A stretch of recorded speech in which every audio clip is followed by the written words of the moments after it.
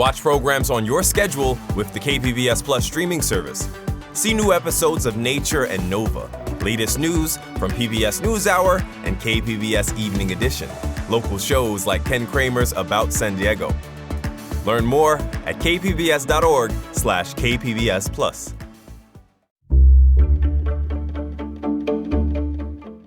Good morning, I'm Lawrence K. Jackson. It's Monday, June 22nd. We'll tell you why plans to redevelop the sports arena area are delayed indefinitely. More on that next, but first, the headlines.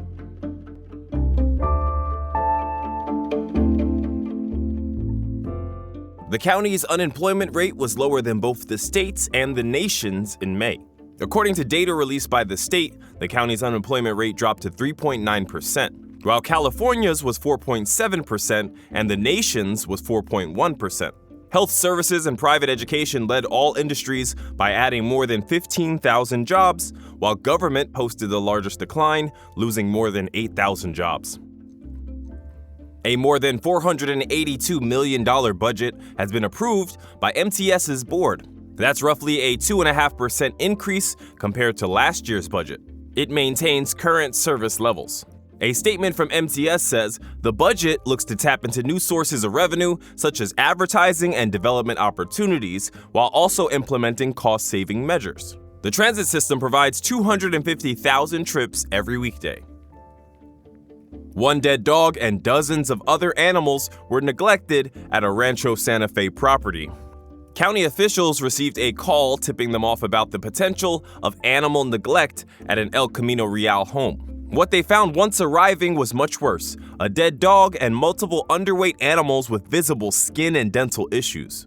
In total, there were 24 dogs, 2 horses, 4 miniature horses, a pony, 2 goats, 4 geese, and a cat, all rescued and removed from the property. The animals are now being cared for at shelters in Bonita and Carlsbad.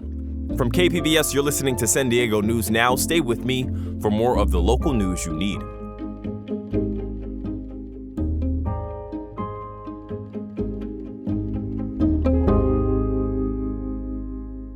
KPBS On Demand is supported by San Diego Metropolitan Transit System. MTS is asking for community input on what transit projects matter most to our region. A new trolley to the airport, faster connections to job centers, or maybe low fares for seniors. Participate at sdmts.com/ontrack.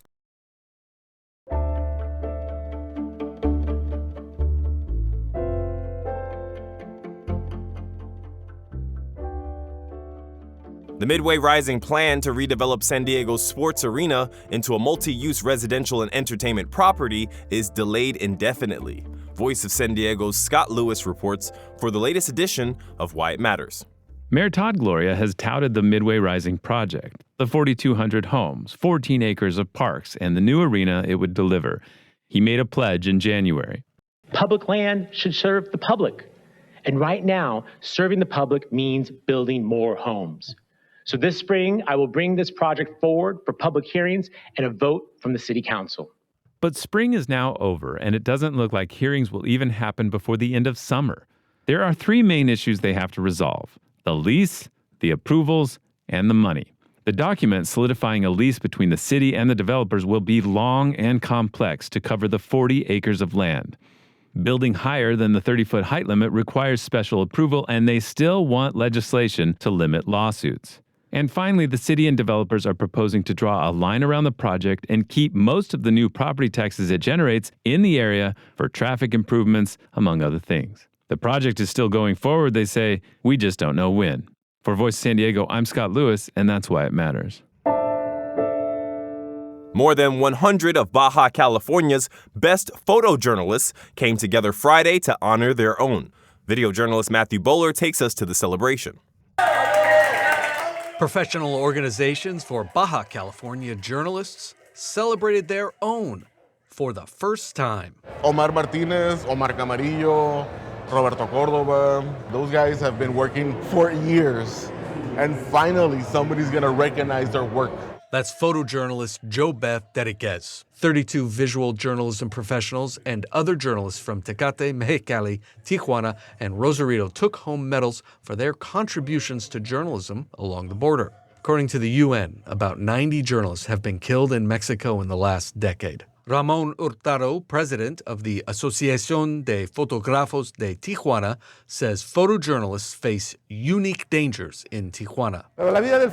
He says the life of a photographer is difficult because they cannot stay in the background, they need to be in the front. But Hurtado says because safety is improving, they get to celebrate their work and each other. Matthew Bowler, KPBS News.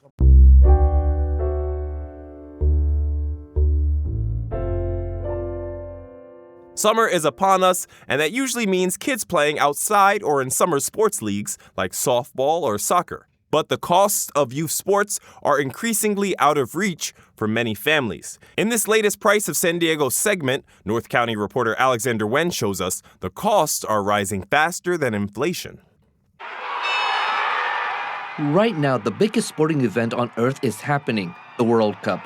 Millions of kids throughout the country are watching. Some are hoping that one day they, too, will be playing in front of millions. But that dream is out of reach for a lot of those kids. Not because of a lack of talent, but because of costs. Uniform and fees is $600, between $500 to $600 at the beginning. A recent study by the Aspen Institute's Project Play shows that family spending on youth sports has increased by 46% since 2019, making it out of reach for many low-income families. Ready, let's go. Tom Bui is a coach at City Heights Youth Soccer. He says on top of the uniform costs, there are also travel costs for away games. You're looking between $1,500 to $2,000 per player. And that's just for a club team. For competitive leagues, those costs jump astronomically. In the thousands and the tens of thousands. That creates a barrier for entry for low-income families. A 2021 survey by the Sports and Fitness Industry Association shows that in families making $25,000 or less a year, only 24% of kids 6 to 12 participate in organized sports, compared to 40% for families making $100,000 or more. That's why Bui waives the fees for his club team, allowing kids to participate completely free of charge. He's able to do this because of sponsorships and volunteer coaches. If any kids that come out and wanted to play, we'll find it, we'll train them, we'll teach them. The high costs of team sports are why Hilda Otian founded the nonprofit San Marcos Basketball in 2020. It's a club team where children can participate for free or a small fee. I grew up in a free program that has helped me, and sports was part of who I am today. She says while some of the costs could be offset by playing on school teams, that's not enough if kids want to move on to the next level, be it varsity, collegiate sports, or professional leagues. You need to play 3 to 4 hours a day, your sport, whether it is basketball or baseball or any other sport. You need to play at that level in order to be competitive. Eyes and ears, what we're doing now.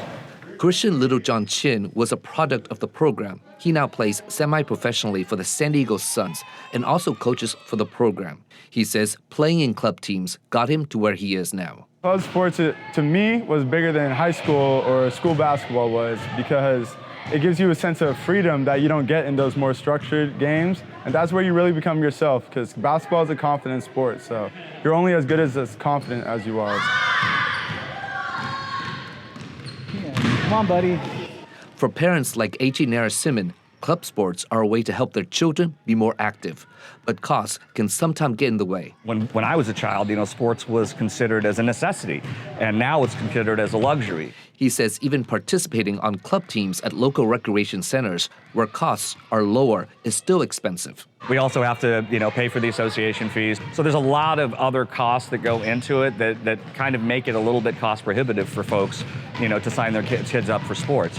According to an American Orthopedic Society for Sports Medicine study, getting kids involved in sports early helps with motor skills, social development, and lifelong healthy habits. The same study also shows that income is the biggest driver for early participation, limiting opportunities for lower-income children to participate in sports. For now, programs like Bui's are giving low-income kids a kick-up in the sports world. Alexander Wen, KPBS News. World Cup frenzy is hitting the Legoverse. Legoland is hosting an experience where fans can enjoy the World Cup in brick form. North County reporter Alexander Wen also brings us this story. As you walk through the gates at Legoland, some of the first things you run into are some of soccer's biggest stars, like Cristiano Ronaldo, Kylian Mbappe, and Lionel Messi. All replicated in Lego brick. The Lego players in the world's largest Lego stadium are part of Legoland's FIFA World Cup 2026 experience. Legoland Communication Director Julia Estrada says the park has been preparing for this for a while. At least a year. In the Legoland World Cup experience, you can try to score against a Lego minifigure, have your photo taken with a FIFA World Cup trophy, and build your own Lego team jersey. Lando Singh was ready for one of the experiences, wearing Lionel Messi's jersey. So you try to hit those little circles there, and if you hit one, you get a point. And you try to win against the other person on the other side. The Legoland World Cup experience runs through July 19th. Go! In Carlsbad, Alexander Wen, KPBS News. A new exhibit at the Midway International Museum explores everyday household objects through the lens of a traditional craft. It's called Looks Like Home. Arts reporter Julia Dixon Evans tells us how familiar forms can deliver social commentary and humor. The first thing you see when you step into the gallery is a toilet made out of reed, woven in the style of traditional basketry. So I think that's what kind of brings in the humor of the show. Is it's funny, to look at a woven toilet. Contemporary craft artist India Thompson has recreated her apartment's bathroom entirely in woven reed, right down to the rug and even a roll of toilet paper. Curator Ariana Torres says it turns a centuries-old domestic craft on its head. She, in using a very slow craft to create these objects, kind of refocuses your attention to their actual beauty and form and use. Thompson's art questions what it means to feel at home, especially in a place that's not yours. As someone who's rented for years, Thompson says she is more mindful of the things she does own. We've almost been raised to, not value earthly things. But I think there is, importance to that, to, care for what we own, and what we value. Julia Dixon Evans, KPBS News. That's it for the podcast today. This podcast is edited by Brooke Ruth and hosted and produced by me, Lawrence K. Jackson. As always, you can find more San Diego news online at kpbs.org. Thanks for listening, and have a great day.